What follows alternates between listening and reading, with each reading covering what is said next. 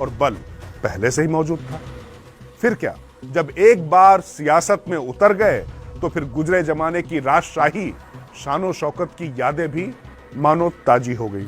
जनता दरबार के दौर में भी पिता राजा उदय प्रताप सिंह का अपना दरबार तो लगता ही था। अब राजकुमार राजा भैया का अलग राज दरबार सजने लगा, जहां सियासी गलियारे से लेकर आम लोगों की समस्याओं की सुनवाई होने लगी। रफ्तार का राजकुमार, जिसे कभी तूफान सिंह के नाम से भी बुलाया जाता था, वो सियासत में भी अपनी तूफानी रफ्तार से सबको पीछे छोड़ देने पर जैसे आमादा था।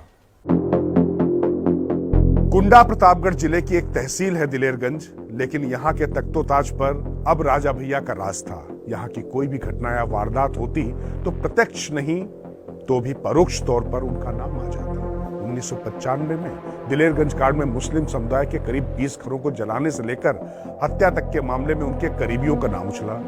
दबंगई का आलम यह था कि पानी भी पास में था, लेकिन आग को जो बुझाता वो राजा की बदले की आग का शिकार हो जाता। जो घर धू धू कर जल रहे थे, वहां से सिर्फ कुछ ही दूरी पर तालाब था, लेकिन कहा गया कि वहां पानी की सुविधा नहीं थी, इसीलिए घरों को जलने से बचाया नहीं जा सका। तब एक कांड काफी सुर्खियों में रहा।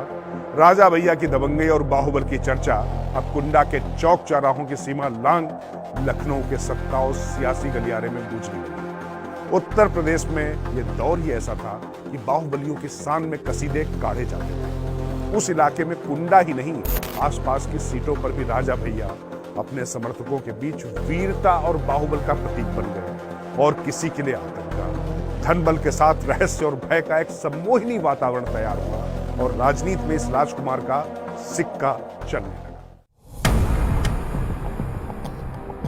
1993 से 1995 का दौर, जब उत्तर प्रदेश में मंडल कमंडल की सियासत ने लखनऊ में नए सियासी चेहरों और चरित्र को ऐसा गढ़ा था, इससे निकले नेता हर दिन मौका परिस्थिति के नए मुकाम हासिल कर रहे थे, और उनकी हसरत सिर्फ यही कि बस किसी तरह सत्ता मिले या सत्ता के साथ रहे।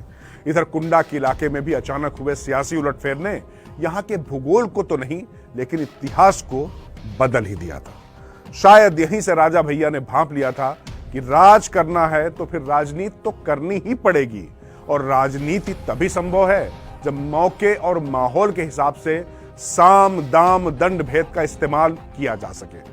शायद